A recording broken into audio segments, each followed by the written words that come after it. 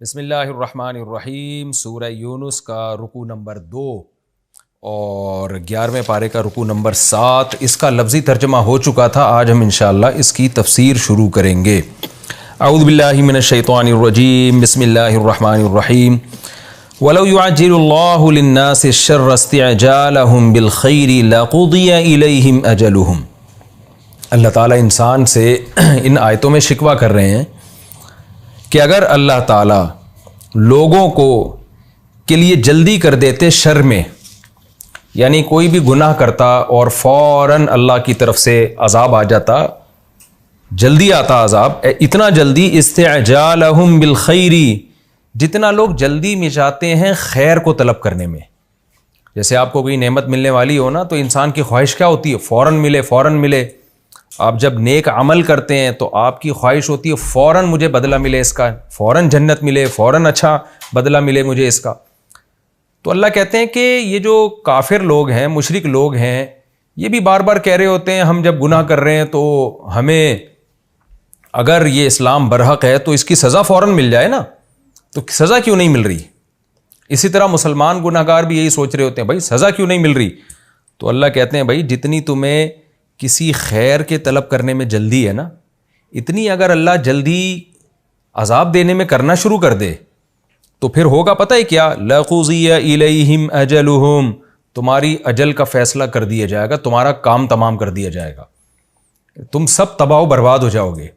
پھر یہ دنیا دار الامتحان نہیں رہے گی، یہ دار الجزا بن جائے گی، سزا کا گھر بن جائے گی۔ تو اللہ نے یہ امتحان کی جگہ رکھی ہے، اور رزلٹ ہمیشہ امتحان میں دیر سے اناؤنس ہوتا ہے، فوراً اناؤنس نہیں ہوتا۔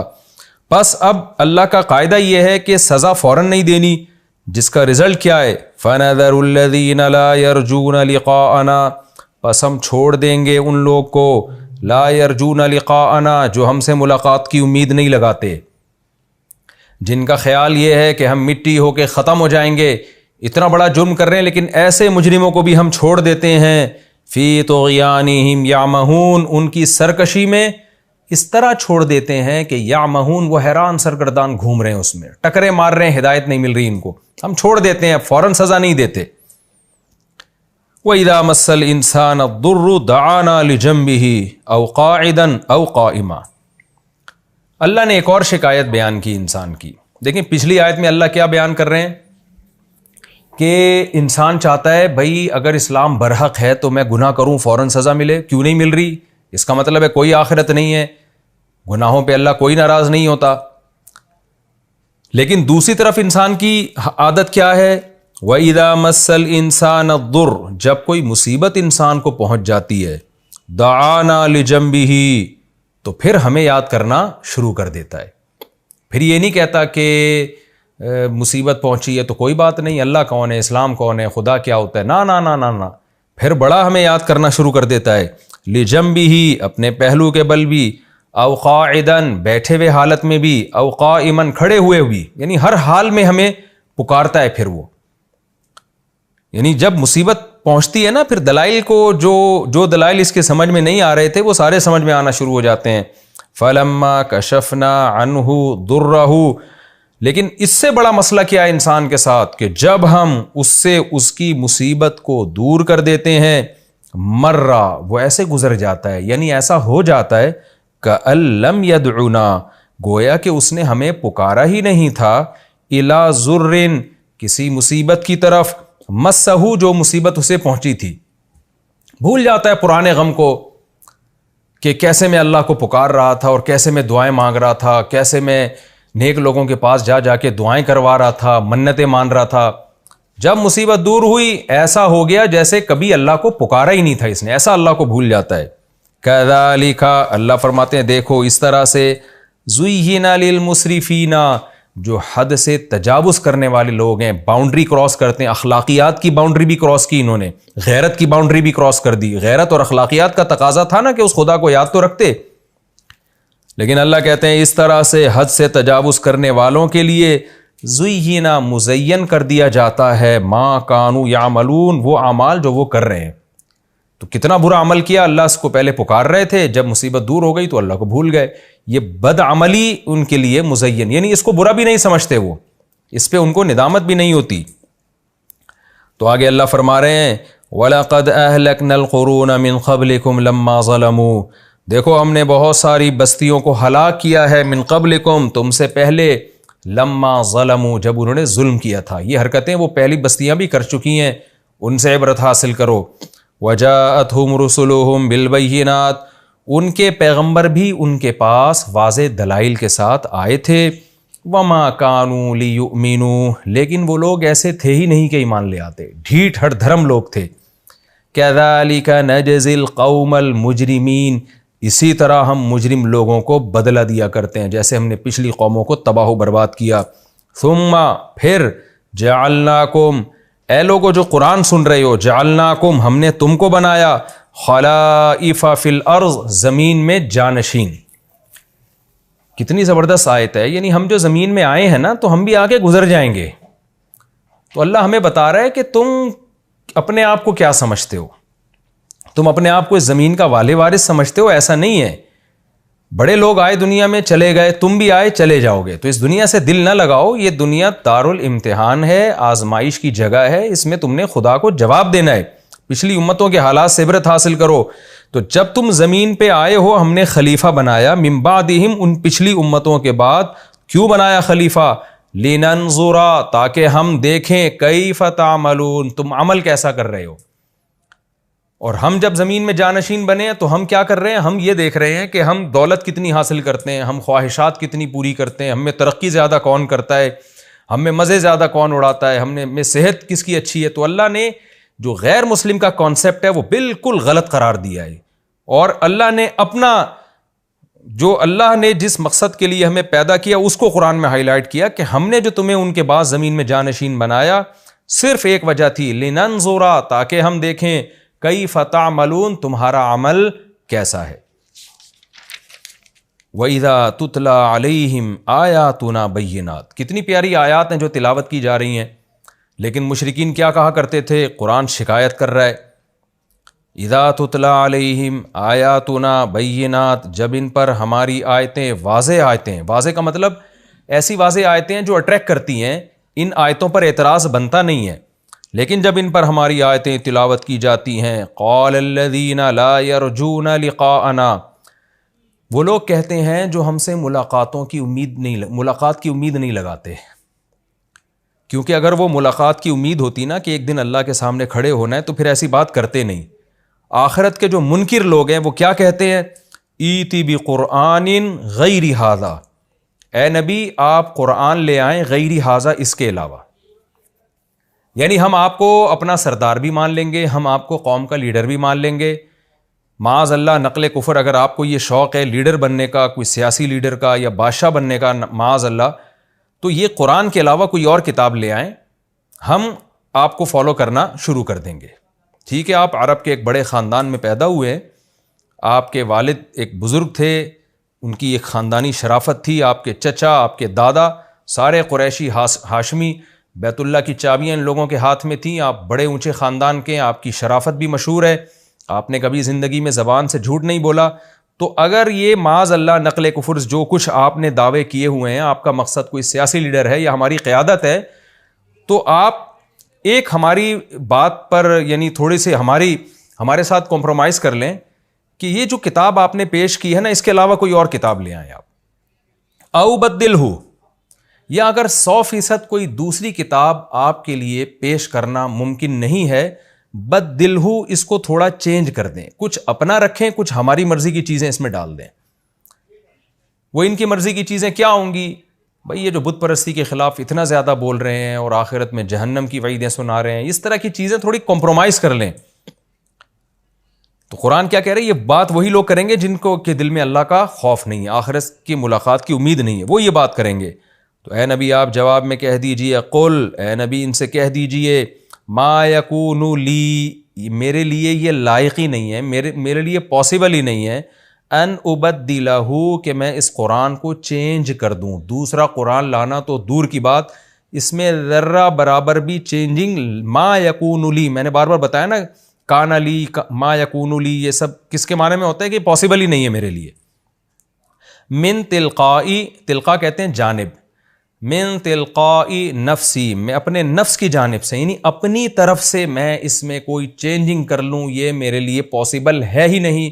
تو مجھ سے ایسا مطالبہ کر کیوں رہے ہو جس کی مجھ میں طاقت اور پاور ہی نہیں ہے. تو بڑی زبردست آیت ہے یہ بھی. اس سے کیا پتہ چلتا ہے ہمیں کہ اسلام کے جو احکام ہیں نا وہ کوئی کسی اسمبلی میں منظور نہیں ہوئے ہیں. یعنی اسلام کے جتنے بھی لاز ہیں وہ ایسا نہیں ہے کہ کئی لوگ مل کے بیٹھے ہوں، بڑے بڑے دماغ بیٹھے ہوں، انہوں نے اسمبلیوں میں اتفاق رائے سے کوئی قانون پاس کیا ہو اور اس قانون پہ پھر دوسری اسمبلی اس کو آ کے چینج کر سکتی ہے یا اس میں تبدیلی کر سکتی ہے. یہ ایسا نہیں ہے. تو نبی صلی اللہ علیہ وسلم بتا رہے ہیں کہ یہ جو قرآن مجھ پہ نازل ہو رہا ہے یہ خدا کا کلام ہے، تو مجھ سے ایسی بات کا مطالبہ کیسے کر رہے ہو جو میرے بس میں ہی نہیں ہے. ان اتبع الا ما یوحى الی، بلکہ میں تو اس سے بھی بڑھ کر ایک بات کرتا ہوں تمہارے سامنے. بڑھ کر بات کیا ہے کہ تم یہ سمجھ رہے ہو شاید میرے پاس اتھارٹی ہے اس کو چینج کرنے کی، جیسے سیاسی لیڈروں سے کمپرومائز کیا جاتا ہے اور لیڈروں سے بات کی جاتی ہے کہ بھئی آپ ہمارے پورے قابو میں نہیں آ رہے تو کچھ چینجنگ کر لیں. تو یہ تو دور کی بات، میں اس سے بڑھ کے بات بتاتا ہوں. وہ بات کیا ہے؟ ان اتبع الا ما یوحى الی، کہ جو کچھ مجھ پہ وحی کی جا رہی ہے میں بھی اسی کو فالو کرتا ہوں. یعنی اس قرآن کے آرڈرز پہ عمل کرنا جتنا تمہارے لیے ضروری ہے اتنا ہی میرے لیے ضروری ہے، اور میرے لیے اور بھی زیادہ ضروری. کیوں؟ انی اخاف ان عصیت ربی عذاب یوم عظیم، مجھے ڈر ہے اگر میں نے اپنے رب کی نافرمانی کی. قرآن جو آرڈرز دے رہا ہے میں نے اگر اس میں سے کسی آرڈر کو توڑا تو بہت بڑے عذاب کے دن کا مجھے یعنی یوم عظیم، عذاب یوم عظیم، بہت بڑے دن کا مجھے عذاب کا خطرہ ہے. وہ یوم عظیم میدان حشر ہے. یعنی میں تو بہت بڑے دن کے عذاب کا خوف ہے میرے اندر کہ اگر میں نے تبدیلی تو دور کی بات، اس میں مجھے کسی کام کا اللہ نے حکم دیا اور میں اس حکم سے پیچھے ہٹا، کسی کام سے منع کیا اور وہ کام میں نے کر لیا، تو مجھے ڈر ہے مجھ پر بہت بڑا عذاب آ جائے گا. تو جس آرڈرز کو فالو کرنے کا مجھے ایسا حکم ہے اس میں آرڈر کی چینجنگ کا تو سوال ہی پیدا نہیں ہوتا. تو یہ میرا کلام ہے ہی نہیں، یہ تو خدا کے آرڈرز ہیں اور اس کا میں تم سے زیادہ پابند ہوں. آگے قرآن دلائل سے بات کرتا ہے. دیکھیں انہوں نے مطالبہ کیا تھا، بھئی چینج کر دو یا تبدیل کر دو. نبی نے کیا جواب دیا؟ ممکن نہیں ہے میرے لیے. اور نہ صرف یہ کہ ممکن نہیں ہے بلکہ ایسا ناممکن ہے جس کا تصور نہیں ہے، کیونکہ چینجنگ تو دور کی بات، میں تو اس قرآن کے حکم کو میرے لیے فالو کرنا تم سے بھی زیادہ ضروری ہے. آگے اللہ دلیل دے رہے ہیں کہ یہ ایسا کیوں ہے. یعنی تم یہ کیوں نہیں مان رہے کہ یہ اللہ کا کلام ہے اور یہ اس میں چینجنگ نبی کی طرف سے ممکن نہیں ہے. اللہ ہی کسی آیت کو منسوخ کر دے تو اس کی مرضی، کہ نبی کی طرف سے چینجنگ ممکن نہیں ہے، یہ اللہ کا کلام ہے. دیکھیں جب مشرکین مطالبہ کر رہے ہیں نا نبی سے کہ آپ چینج کر دیں، اس کا مطلب وہ یہ نبی پہ ثابت کرنا چاہ رہے ہیں کہ یہ آپ نے خود بنایا ہے. تو اس کا آگے جواب دیا جا رہا ہے، قل لو شاء اللہ ما تلوتہ علیکم، اے نبی آپ ان سے کہہ دیجئے اللہ اگر چاہتا تو میں اس کلام کو تم پہ تلاوت نہ کرتا. یہ سب اللہ کی طرف سے ہو رہا ہے اور میں اس کا پابند ہوں. ولا ادراکم بہ، اور نہ اللہ تمہیں اس کلام کی خبر دیتا. فقد لبثت فیکم عمرا من قبلہ، اس سے پہلے میں نے زندگی کا عمر کا ایک بہت بڑا حصہ تم میں گزار دیا. لبثت میں رہا ہوں، فیکم تمہارے درمیان، عمرن ایک عمر، یہ تنوین اس کے لیے آتی ہے کہ ایک عمر کا ایک حصہ، من قبل ہی اس سے پہلے، کیونکہ مشرکین مکہ میں آپ رہے نا 40 سال کے بعد آپ کو نبوت ملی، تو میں نے 40 45 50 سال تمہارے درمیان گزارے ہیں. اگر میں نے اپنی طرف سے گڑنا ہوتا تو ایک آیت تو میں اس دوران پیش کرتا. کتنی زبردست دلیل ہے. اس کی مثال ایسے ہے کہ دیکھیں جو جرم کرتا ہے نا وہ ایک دم سے بہت بڑا مجرم نہیں بن جاتا. ہم اکثر کسی کو پکڑتے ہیں نا جرم کرتے ہوئے، ایک 50 سال کا آدمی نے ایک بہت بڑا جرم کیا، 20 بندوں کو قتل کر دیا اس نے، یا ہم یوں کہتے ہیں قتل نہیں کیا لیکن اس پہ قتل کا الزام لگا. تو جب عدالت میں سماعت چلتی ہے تو لوگ کیا کہتے ہیں کہ بھئی یہ 50 سال ہمارے درمیان رہا ہے، آج تک ہم نے اس کو کسی جانور کو قتل کرتے ہوئے نہیں دیکھا، تو ایک دم سے یہ آدمی ایسا جری ہو کر 20 آدمیوں کو کیسے قتل کر سکتا ہے؟ اتنا بڑا الزام آپ کیسے لگا رہے ہیں اس کے اوپر؟ ایک شخص بہت بڑا جھوٹ بول دے، بہت ہی بڑا، تو اس کے ریلیٹو کیا کہتے ہیں؟ بھئی یہ ہمارے درمیان 40 45 50 سال رہا ہے، ہم نے آج تک اس کو چھوٹا سا جھوٹ بولتے ہوئے نہیں دیکھا، تو یہ اتنی بڑی جھوٹی قسم اٹھا کے کسی پہ بہتان کیسے لگا سکتا ہے؟ یہ بھی ایک دلیل ہوتی ہے۔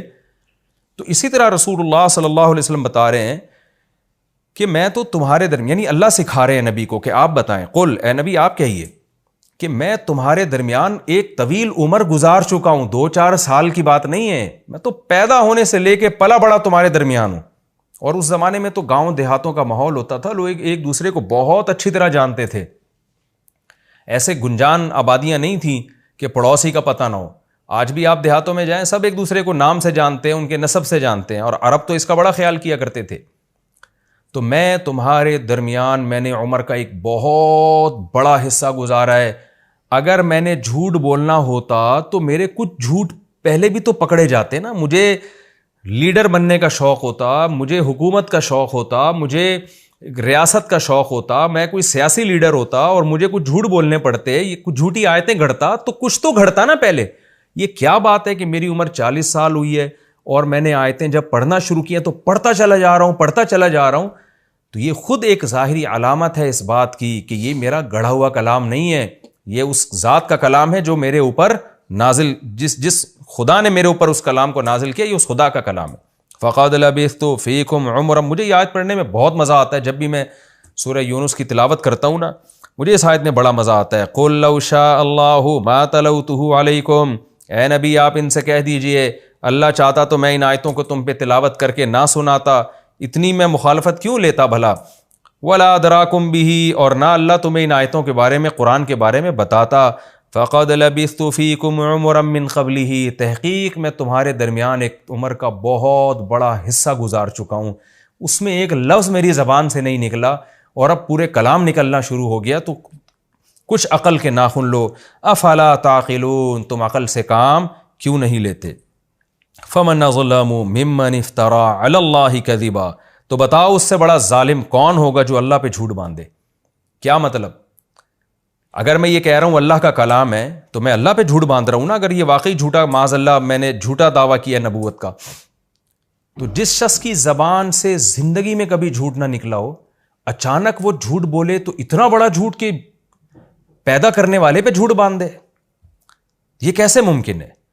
اس لیے کہ اس سے بڑا ظالم تو کوئی ہو ہی نہیں سکتا جو افترا علی اللہ کذبا، جو اللہ پہ جھوٹ باندھے۔ تو میں ایک طرف تم میری صداقت کی، امانت کی گواہی دیتے ہو کہ ہم نے کبھی نبی صلی اللہ علیہ وسلم کی زبان سے جھوٹ نہیں دیکھا، کبھی کوئی غیر اخلاقی سرگرمیوں میں نہیں دیکھا، اور ایک طرف میں اتنا بڑا ظالم بن جاؤں کہ جس خدا نے پیدا کیا کلام میرا ہو اور میں اس کے کھاتے میں ڈال دوں، اس کی طرف نسبت کر دوں، وہ تو بہت ہی بڑا کوئی ظالم ہوگا۔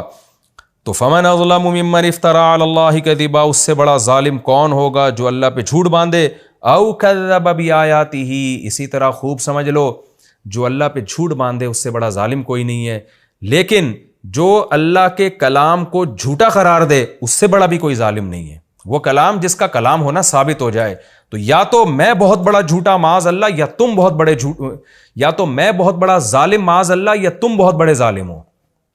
تو تم تحقیق کرو، واقعی اگر یہ اللہ کا کلام ہے تو تم اس کا انکار کر کے بہت بڑے ظالم بن رہے ہو۔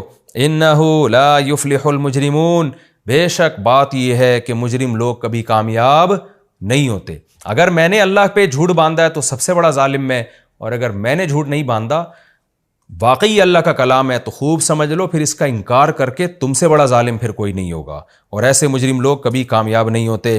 وَيَعْبُدُونَ مِن دُونِ اللَّهِ مَا لَا يَضُرُّهُمْ وَلَا يَنفَعُهُمْ، مشرکین یہ سارے کام کر کیوں رہے ہیں؟ قرآن کو جھوٹا کیوں قرار دے رہے ہیں؟ اس لیے کہ ان کو اپنے پتھروں کے بنائے ہوئے بتوں کی عبادت کو چھوڑنا پڑے گا اور خاندانی رسومات کا بائیکاٹ کرنا پڑے گا، یہ سارا کھیل ہی اسی کا ہے۔ تو قرآن کہہ رہے کہ تم قرآن کا انکار کر کے سپورٹ کس نظریے کو کر رہے ہو، یہ بھی تو دیکھو نا۔ دیکھیں ایک آدمی قرآن کا انکار کرتا ہے، ویسے ہی نہیں کرتا، ویسے ہی نہیں مانتا وہ قرآن کو، یہ بھی غلط ہے۔ لیکن ایک انکار اس لیے کر رہا ہے کہ قرآن میں یہ کہا ہے کہ جھوٹوں پر اللہ کی لعنت، اور یہ ایک نمبر کا جھوٹا ہے یہ خود. تو ہم اس کو کیا کہیں گے؟ یار تو ایک کتاب کا صرف اس بیس پہ انکار کر رہا ہے کہ تیرے لیے جھوٹ حلال ہو جائے. جیسے آج جو ایتھیسٹ اور ملحد لوگ قرآن کا انکار کرتے ہیں، کیوں کرتے ہیں؟ اس لیے نہیں کہ ان کو قرآن کے قرآن ہونے کا یقین نہیں ہے، اس لیے کہ قرآن کی تعلیمات ان کو باؤنڈ کر دیتی ہیں. قرآن ان سے زنا چھڑوائے گا، قرآن ان سے ہومو سیکشولیٹی چھڑوائے گا، قرآن ان کو ماں باپ کا احترام سکھائے گا، قرآن ان سے شراب چھڑوائے گا، قرآن ان کو نماز کا پابند بنائے گا. تو ان کو قرآن سے دشمنی کیوں ہے؟ آپ دیکھیں نا، سب سے زیادہ ایتھیسٹ اور ملحد لوگ قرآن اور اسلام کے خلاف بولتے ہیں. آپ باقی کسی مذہب کے خلاف اتنا زیادہ نہیں بولتے. وہ وجہ کیا ہے کہ ان کی خواہشات میں سب سے بڑی رکاوٹ قرآن بنتا ہے، کیونکہ زنا پہ پابندی لگا رہا ہے، سود پہ پابندی لگا رہا ہے، شراب پہ پابندی لگا رہا ہے، جوئے پہ پابندی لگا رہا ہے، ماں باپ کے سامنے اف کرنے کی اجازت نہیں دے رہا، ان کو اولڈ ہاؤس میں جمع کرانے پر پابندی لگا رہا ہے، رشتہ داری جوڑنے پر پابندی لگا رہا ہے، اور بہت ساری عورت کو شوہر کی اطاعت کرنے پر جو ہے نا مجبور کر رہا ہے کہ عورت آزاد نہیں ہے بلکہ وہ اپنے شوہر کے احکام کی پابند ہے. فیملی سسٹم جوڑنے کی پابندی اور بہت سارے احکامات ہیں. تو ہم ایسے موقع پہ ایتھیسٹ سے کیا کہتے ہیں کہ آپ قرآن کا انکار اس لیے کر رہے ہو تاکہ زنا آپ کے لیے حلال ہو جائے. آپ قرآن کا انکار اس لیے کر رہے ہو تاکہ والدین کا جو اولاد کے ساتھ مضبوط رشتہ ہے اس رشتے میں دراڑیں پڑ جائیں. آپ قرآن کا انکار اس لیے کر رہے ہو تاکہ خاندانی نظام تباہ و برباد ہو جائے. بالکل یہی انداز قرآن کا ہے. قرآن کہتا ہے یہ قرآن کا انکار اس لیے کر رہے ہیں تاکہ یہ جو پتھروں سے تراشے ہوئے بت ہیں ان کی عبادت کو یہ جائز سمجھنا شروع کریں کلچر کی وجہ سے. تو قرآن اب ان کو اس دعوے کی طرف لے کر آتا ہے وَيَعْبُدُونَ مِن دُونِ اللَّهِ، کہ تم قرآن کا انکار تو کر رہے ہو لیکن اس کے نتیجے میں کر کیا رہے ہو؟ وَيَعْبُدُونَ مِن دُونِ اللَّهِ، اللہ کو چھوڑ کر عبادت کرتے ہیں مَا لَا يَضُرُّهُمْ، ان معبودوں کی جو نہ ان کو نقصان پہنچا سکتے ہیں، وَلَا يَنفَعُهُمْ، اور نہ ان کو فائدہ پہنچا سکتے ہیں. وَيَقُولُونَ هَؤُلَاءِ شُفَعَاؤُنَا عِندَ اللَّهِ، اور کہتے ہیں یہ ہیں ہمارے سفارشی اللہ کے ہاں. کیونکہ بڑے بڑے بزرگ جو اللہ والے تھے ان کے مرنے کے بعد ان کی مورتیاں بنائی ہوئی تھیں، ان مورتیوں کی عبادت کرتے تھے یہ کہہ کے کہ ان سے ان بزرگوں کی روحیں خوش ہوں گی اور قیامت کے دن یہ اللہ سے ہمیں بخشوائیں گی. یعنی ایک طرف مان بھی رہے ہیں کہ اللہ بھی ہے، اور یعنی اگر قیامت قائم ہوئی اور سزا ملی تو یہ ہمیں بخشوائیں گے. تو قرآن کہتا ہے وَيَقُولُونَ هَؤُلَاءِ، اور پھر یہ عبادت بھی کرتے ہیں اور کہتے ہیں یہ ہیں شفعاؤنا، ہمارے سفارشی اللہ کے پاس. قل، اے نبی آپ ان سے کہہ دیجئے اَتُنَبِّئُونَ اللَّهَ، کہ تم اللہ کو خبر دیتے ہو بما، ان چیزوں کی لا يعلم فی السماوات ولا فی الارض، جو اللہ کو خود بھی آسمان اور زمین میں معلوم ہی نہیں ہے. نہ زمین میں اس کا علم نہ آسمان میں. ظاہر ہے جو چیز اللہ کے علم میں نہیں ہے اس کا مطلب اس کا وجود ہی نہیں ہے. تو اس کی تمہارے پاس دلیل کیا ہے؟ کس نے تمہیں بتایا کہ یہ قیامت کے دن اللہ کے ہاں سفارشی کریں گے؟ جس اللہ کے پاس کریں گے سفارش کریں گے اس اللہ کو تو پتہ نہیں ہے، تو تمہیں کہاں سے پتہ چل گیا؟ سبحانہ، وہ اللہ ہر عیب سے پاک ہے، وتعالی، اور بلند ہے، عما یشرکون، ان معبودوں سے جن کو یہ اللہ کے ساتھ شریک کر رہے ہیں. وہ شرک سے پاک ہے، عبادت میں اس کے ساتھ کوئی شریک نہیں ہے. وما كان الناس الا امة واحدة فاختلفوا، یہ بھی ایک اشکال کا جواب ہے. مشرکین کہتے تھے بھائی ہم تو صدیوں سے بت پرستی کرتے چلے آئے ہیں، تو یہ بھی ہمارے برحق ہونے کی دلیل ہے کہ اصل تو بت پرستی ہی ہے دنیا میں. یہ تو نبی صلی اللہ علیہ وسلم نے ایک توحید کا نعرہ لگا دیا اور ایک نیا دین لے کر آئے ہیں. تو انسان کی نیچر ہے وہ نئی چیز کو ایکسیپٹ نہیں کرتا. وہ کہتا ہے بھائی یہ تو انسانیت تو بہت پہلے سے چلی آ رہی ہے نا، تو پہلے تو ہمیشہ سے ہم دیکھ رہے ہیں بت پرستی چلی آ رہی ہے دنیا میں، تو یہ نئی چیز جو ہے نا وہ غلط ہوتی ہے، پرانی چیز ٹھیک ہوتی ہے. اس کا قرآن جواب دے رہا ہے وما كان الناس الا امة واحدة، نہیں تھے لوگ مگر ایک امت. وہ امت کیا تھی؟ دوسرے مقام پہ قرآن میں آتے ہیں توحید پرست. فاختلفوا، بعد میں اختلاف کیا انہوں نے. اصل انسان توحید پرست ہے آدم علیہ السلام سے لے کر پھر نوح علیہ السلام، اور اس کے بعد یہ تو بعد میں دنیا میں شرک آیا ہے. شروع میں شرک نہیں تھا، سب ایک امت پر تھے، توحید پرست تھے. فاختلفوا، بعد میں لوگوں نے اختلاف کیا ہے. ولولا کلمۃ سبقت من ربک، اے اللہ جب اختلاف کیا تھا تو ان کو ہلاک کر دیتا، ان کو سزا دے کے جہنم میں ڈال دیتا، موت دے دیتا. تو قرآن کہہ رہے ہیں نا، ولولا کلمۃ سبقت من ربک، اگر وہ کلمہ نہ ہوتا جو تیرے رب کی طرف سے پہلے سبقت کر چکا ہے۔ وہ کلمہ کیا ہے؟ اللہ کا کلمہ ہے کہ میں سزا آخرت میں دوں گا، دنیا دار الجزا نہیں ہے۔ کبھی کبھار اللہ سزا دے دیتا ہے لیکن اصل میں یہ سزا کی جگہ نہیں ہے۔ وہ کلمہ اگر نہ ہوتا، وہ اللہ کا ایک قانون نہ ہوتا، لَقُضِیَ بَیْنَهُمْ، تو ان لوگوں کے درمیان فیصلہ کر دیا جاتا، فی ما، ان چیزوں میں، فیہ یختلفون، جن چیزوں میں لوگ اختلاف کر رہے ہیں۔ یعنی اس کے علاوہ بھی بہت ساری چیزیں جن میں لوگوں کا اختلاف ہے، حق اور باطل میں کنفیوژن ہے، تو اللہ کہتے ہیں کہ میں آخرت میں دودھ کا دودھ اور پانی کا پانی کر دوں گا۔ لیکن یہ اللہ کی طرف سے ایک پہلے سے ایک کلمہ ہے جو سبقت کر چکا ہے ہر چیز پر، جو پہلے اللہ نے لکھ دیا ہے کہ اصل فیصلہ قیامت کے دن ہوگا۔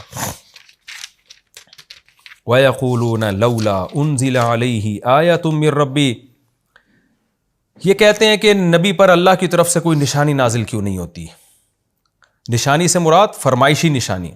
یہ سوال قرآن میں بہت دہرایا گیا، کیونکہ جب نبی کے معجزے آتے تھے تو پھر مشرکین وہ معجزہ ماننے کے بجائے پھر ایک اور مطالبہ کر دیتے کہ یہ والی نشانی دکھائیں، یہ والی نشانی دکھائیں۔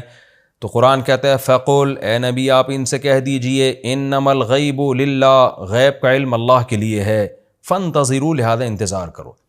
کیا مطلب؟ نشانی فیوچر میں نازل ہوگی یا نہیں ہوگی یہ غیب کا علم ہے، یہ میرے پاس نہیں ہے۔ اللہ کوئی نیا معجزہ دکھا بھی سکتا ہے اور نہیں بھی دکھا سکتا، انتظار کرو، اس کی مرضی، دکھانا ہوگا دکھا دے گا، نہیں دکھانا ہوگا تو اس نے ویسے ہی پہلے بہت ساری نشانیاں دکھا دی ہیں۔ انی معکم من المنتظرین، میں بھی تمہارے ساتھ انتظار کر رہا ہوں۔ اب اللہ کی مرضی ہے، دکھانا ہو دکھا دے گا۔ بعد میں بہت سارے معجزے دکھائے گئے۔ یہ ہمارا رکوع کمپلیٹ ہو گیا جی۔ اس میں جو ہمیں باتیں جو خلاصے کے طور پر میں چند پوائنٹ بیان کر دیتا ہوں۔ پہلی بات تو یہ کہ انسان خیر میں بہت جلدی کرتا ہے، ہر چیز کا رزلٹ چاہتا ہے فوراً ملے۔ وَلَوْ يُعَجِّلُ اللَّهُ لِلنَّاسِ الشَّرَّ اسْتِعْجَالَهُمْ بِالْخَيْرِ، قرآن میں اللہ نے بتایا کہ لوگ خیر میں جلدی جیسے طلب کرتے ہیں نا، تو اس کا مطلب انسان چاہتا ہے کہ جو کام کرے فوراً اس کا رزلٹ سامنے آئے، اس کا اچھا رزلٹ۔ تو یہ بھی ایک انسان کی نیچر ہے، لیکن عقل مند لوگ کیا کرتے ہیں؟ وہ صبر سے کام لیتے ہیں۔ اور اللہ کہتے ہیں ہم جو دنیا میں نافرمانوں کو فوراً عذاب نہیں دیتے، اس کی وجہ کیا ہے؟ کہ ہم نے ان کو چھوڑ رکھا ہے۔ اگر فوراً عذاب آنا شروع ہو جائیں تو کوئی بھی زندہ نہیں بچے گا، اس لیے نافرمانی پر جب عذاب نہیں آتا اس پہ کبھی بھی اترانا نہیں چاہیے۔ دوسرا میں کیا پتہ چلا، جب کوئی مصیبت پہنچتی ہے تو اکثر لوگوں کی عادت کیا ہوتی ہے؟ اللہ کو پکارتے ہیں، اور جب مصیبت دور ہو جاتی ہے تو ایسے بن جاتے ہیں جیسے کبھی اللہ کو پکارا ہی نہیں تھا۔ كَأَن لَّمْ يَدْعُنَا إِلَىٰ ضُرٍّ مَّسَّ، آج بہت سے مسلمان بھی اس آفت میں مبتلا ہیں۔ ٹینشن پریشانی میں اللہ یاد آ رہا ہوتا ہے اور دعائیں بھی مانگ رہے ہیں، وظیفے پڑھ رہے ہیں، اور جب ٹینشن دور ہوئی تو ایسے جیسے کبھی اللہ کو جانتے ہی نہیں ہے کہ اللہ کون ہے۔ اس عادت کی برائی بیان ہوئی ہے، اس سے بچنا چاہیے۔ اور اس میں اللہ نے بتا دیا کہ جو پچھلے لوگ دنیا سے جا چکے ہیں، اس کے بعد جب تم آئے ہو تو تم کچھ وقت کے لیے زمین میں جانشین بنے ہو۔ تمہاری پیدائش کا بنیادی مقصد لِنَنظُرَ كَيْفَ تَعْمَلُونَ، تمہارا عمل کیسا ہے ہم یہ دیکھ رہے ہیں۔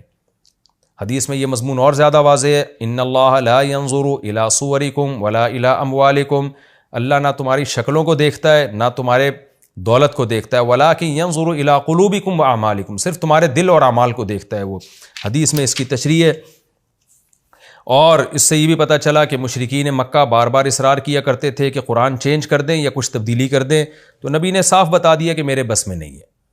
تو آج جو اتحاد ادیان کے نام پہ کوششیں ہو رہی ہیں کہ مسلم، عیسائی، ہندو، ان سب کو کسی ایک پلیٹ فارم پہ جمع کیا جائے اور کچھ تھوڑی سی چینجنگ کر لی جائے، کچھ یوں کر لیا جائے، تو یہ بھی اسی کی ایک کوشش ہے۔ تو اس میں دیکھیں اتحاد بین الامم، یعنی مختلف قوموں مذہبوں کے درمیان اتحاد اگر اس طور پر ہو کہ ان میں جھگڑے ختم ہو جائیں، ایک دوسرے پہ ہوٹنگ ختم ہو جائے، تو اس کا تو اسلام بھی قائل ہے۔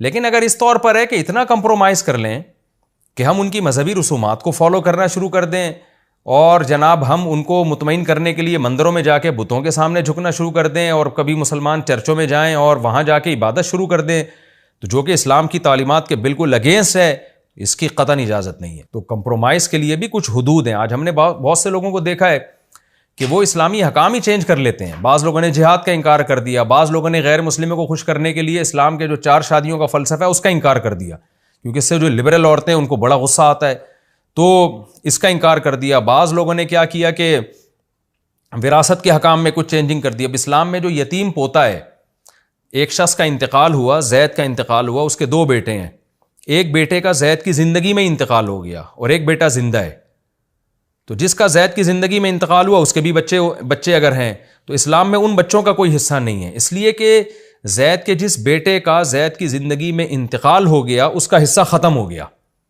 تو جو بیٹا زندہ ہے اس کو وراثت ملے گی۔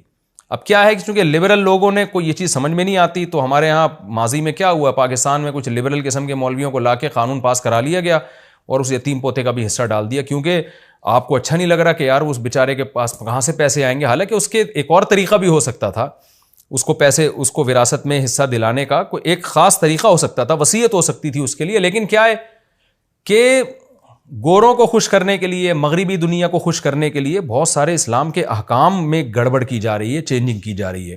تو جیسے نبی صلی اللہ علیہ وسلم نے، مشرکین نے جب آپ سے مطالبہ کیا کہ قرآن میں چینجنگ کریں تو آپ نے صاف طور پر انکار کیا، اور یاد رکھیں اس زمانے میں جتنا نبی صلی اللہ علیہ وسلم پہ دباؤ تھا نا، آپ کی قوت بہت کم تھی، آپ بہت کسمہ پرسی میں تھے، تھوڑے سے لوگ آپ کے ساتھ مومن ہوئے تھے اور پوری دنیا ایک طرف تھی۔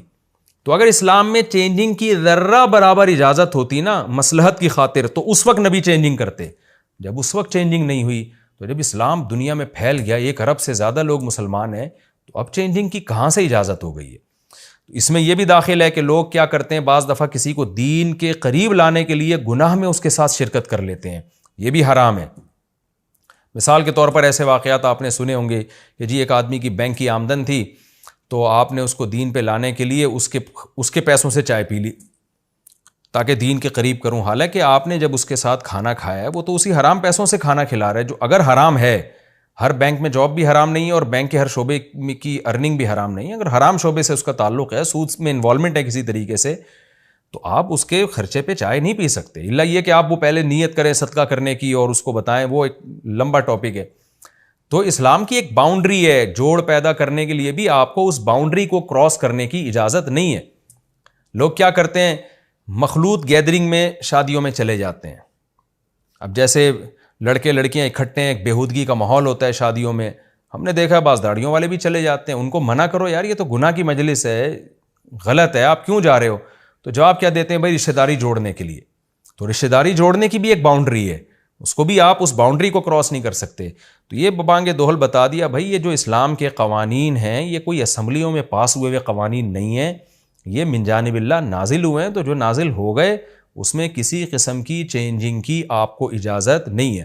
ہاں کچھ احکام ایسے ہیں جس میں اسلام میں نے خود سے لچک رکھی ہے، ان میں بڑے بڑے فقہا کا، مجتہدین کا اختلاف بھی ہوتا ہے، جہاں اختلاف ہوگا تو وہ پھر علماء جانتے ہیں اس اختلاف کے آداب کیا ہیں اور اس اختلاف کی وجہ سے مسئلے پر اثر کیا پڑتا ہے اور کیا زمانے کی چینجنگ کے لحاظ سے اس میں تبدیلی ہو سکتی ہے، تو وہ تبدیلی جائز ہے، کیونکہ اسلام نے ہی ان احکام میں لچک رکھی ہے، وہ اسلام میں تبدیلی نہیں کہلائے گی، کیونکہ اس میں تو اختلاف ہے نا، اس میں دونوں طرف احادیث ہیں، اس کے پھر جو اصول کیا ہیں، ضابطے کیا ہیں، وہ علماء کرام مدارس میں پڑھتے ہیں، اس میں بھی عوام کو خود سے اجازت نہیں ہے، وہ علماء مدارس میں پڑھتے ہیں وہ اصول اور ضابطے، اس کے لحاظ سے، زمانے کے لحاظ سے چینجنگ ہو سکتی ہے، تو وہ چینجنگ اسلام میں چینجنگ نہیں کہلائے گی، کیونکہ اسلام نے خود ان میں پہلے سے ایک لچک رکھی تھی۔ تو یہ بھی ہمیں ان آیتوں سے پتہ چلتا ہے کہ آپ کو اس کی اجازت نہیں ہے کہ زمانے کے لحاظ سے آپ اسلام کے جو قطعی اور یقینی حکام ہیں ان کو آپ چینج کرنا شروع کر دیں۔ اور ایک نقطے کی بات یہ بھی پتہ چلتی ہے کہ مشرکین تو کہتے تھے یہ جو بت ہیں یہ ہماری قیامت کے دن بخشش کروائیں گے، آج یہ کانسیپٹ تو بہت کم رہ گیا، لیکن یہ پیروں کے بارے میں کانسیپٹ آج بھی موجود ہے، لوگ اپنے پیروں کو ایسا اپنا باپ بنا لیتے ہیں، وہ پیر صاحب شریعت کے خلاف بھی چل رہے ہیں پھر بھی اس کو فالو کر رہے ہیں، اور یہی ہوتا ہے کہ یہ پیر ہمیں قیامت کے دن ہماری کشتی پار لگا دیں گے، تو ایسا کچھ بھی نہیں ہے، آپ کو بھی شریعت کو فالو کرنا ہے، آپ کے پیر صاحب کو بھی شریعت کو فالو کرنا ہے، جو شریعت کو فالو نہ کرے اس کو آپ پیر نہیں بنا سکتے، اس سے تعلق قائم نہیں کر سکتے۔ یہ ہمارا رکوع جی کمپلیٹ ہو گیا، اب ہم انشاءاللہ سورہ یونس کا رکوع نمبر 3 اور 11ویں پارے کا رکوع نمبر 8 اس کی طرف چلتے ہیں، اور انشاءاللہ حسب معمول سب سے پہلے اس کا مختصر لفظی ترجمہ ہوگا، پھر انشاءاللہ ہم اس کی تفسیر کی طرف چلیں گے۔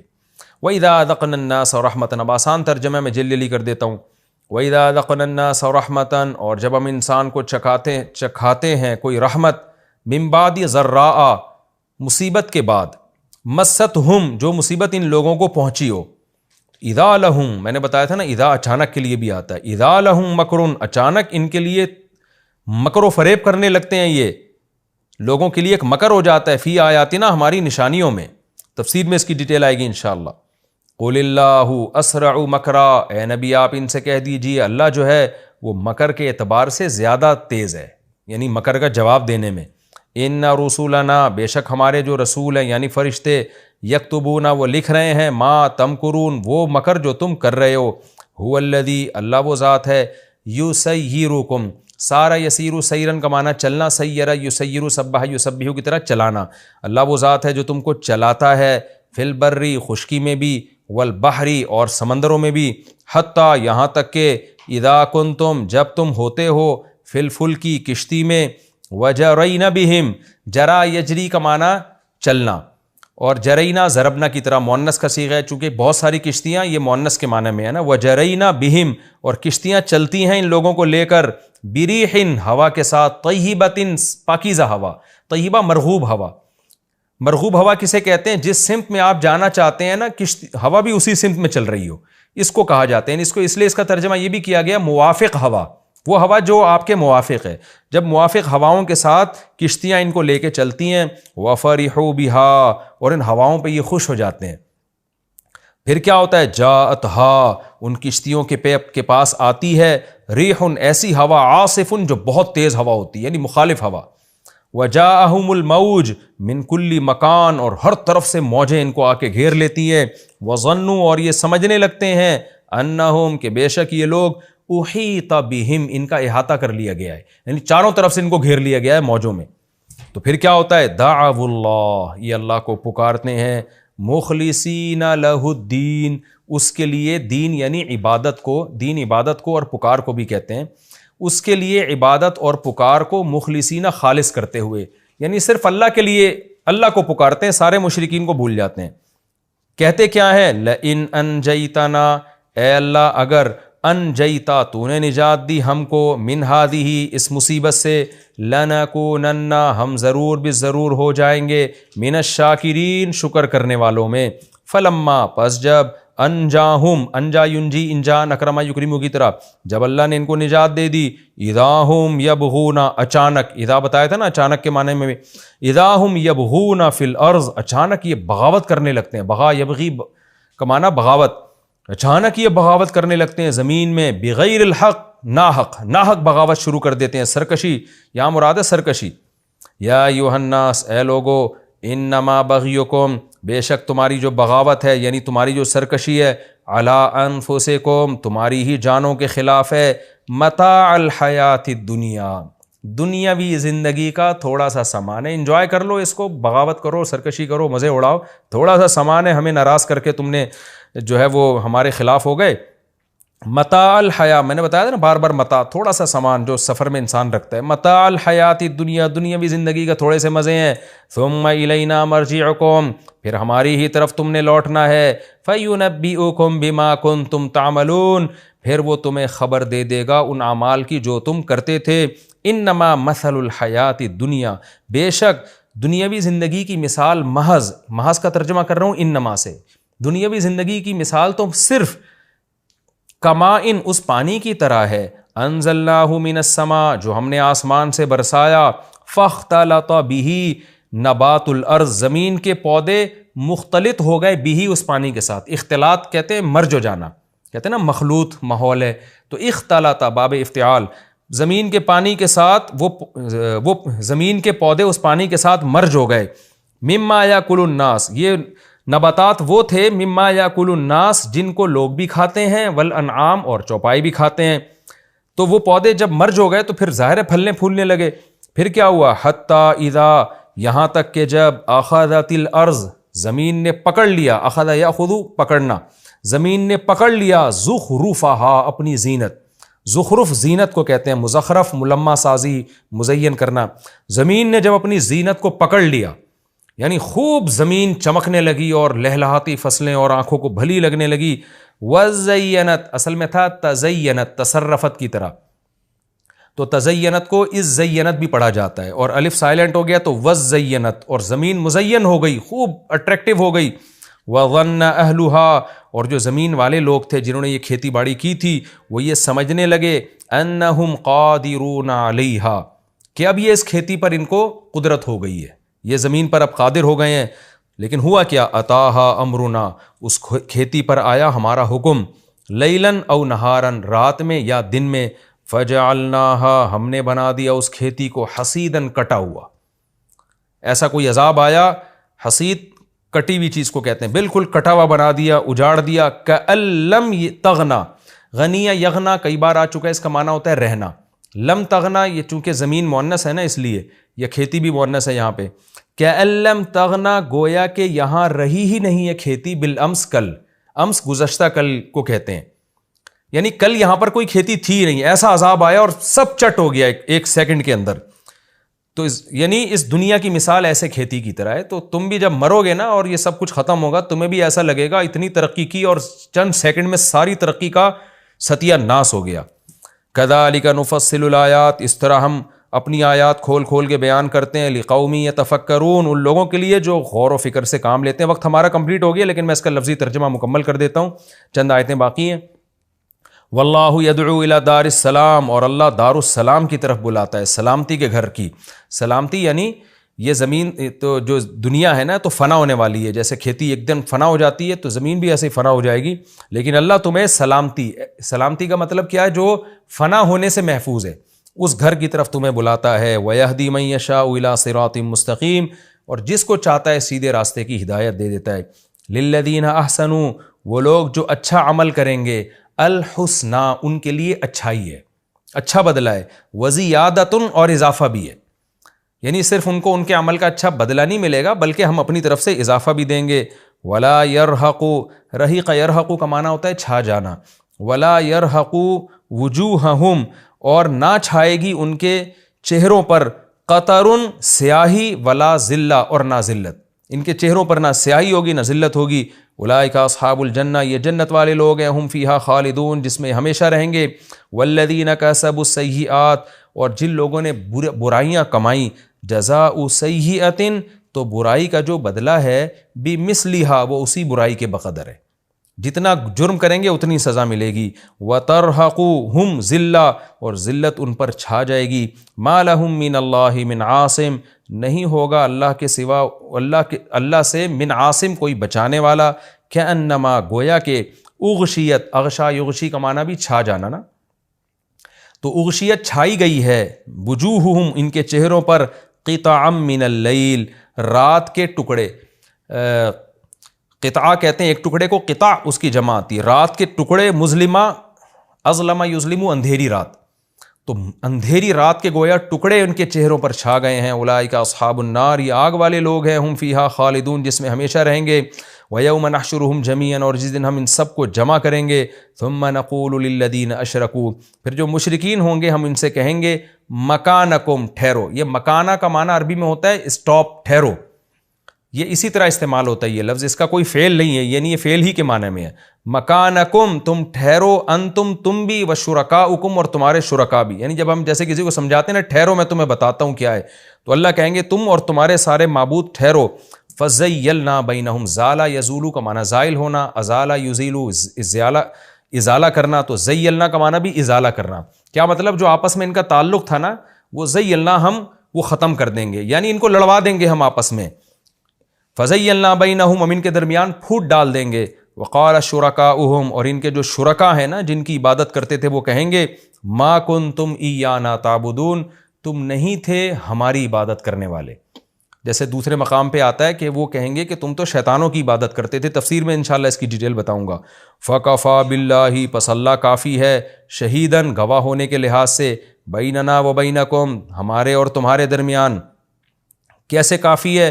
ان کننا عن عبادتکم، ان بمانا اننا ہے، ان کے بعد جب لام آتا ہے نا تو اس کی اننا کے معنی میں ہوتا ہے، غافلین میں لام آ رہا ہے نا، اس طرح، ان کننا، بے شک ہم تھے، عن عبادتکم، تمہاری عبادت سے، لغافلین، غافل، ہمیں تو پتہ ہی نہیں تھا تم ہماری عبادت کر رہے ہو، جیسے کہ بتوں کو کیا پتہ ہوتا ہے۔ ہنالک تبلو، اللہ کہتے ہیں اس موقع پر، تبلو کل نفس ما اسلفت، ہر نفس جو کچھ اس نے آگے بھیجا ہوگا. ہنالک تبلو کل نفس ما اسلفت, امتحان کر لے گا ہر نفس ما اسلفت, جانچ لے گا ہر نفس اس عمل کو جو اس نے اسلفت بھیجا ہے آگے. وردوا الی اللہ, اور یہ سب اللہ کی طرف لوٹائے جائیں گے. مولاہم الحق, جو ان کا حقیقی مالک ہے. وضل عنہم, ضلع کے بعد جب من آتا ہے اس کا معنی ہوتا ہے گم ہو جانا. وضل عنہم ما کانوا یفترون, اور جو افطرا یہ گڑا کرتے تھے نا, جو جھوٹ, یہ وہ سارا کا سارا جھوٹ ان سے غائب ہو جائے گا. تفسیر میں انشاءاللہ اس کی میں پوری ڈیٹیل بتاؤں گا. تو ہمارا یہ رکوع یعنی سورہ یونس کا رکوع نمبر 3 اور 11ویں پارے کا رکوع نمبر 8, اس کا لفظی ترجمہ کمپلیٹ ہو گیا. اگلے ایپیسوڈ میں انشاءاللہ ہم سورہ یونس کے رکوع نمبر 3 اور 11ویں پارے کے رکوع نمبر 8 کی تفسیر انشاءاللہ ہم شروع کریں گے. اللہ تعالیٰ سمجھنے کی, عمل کی توفیق عطا فرمائے. وما علینا الا البلاغ.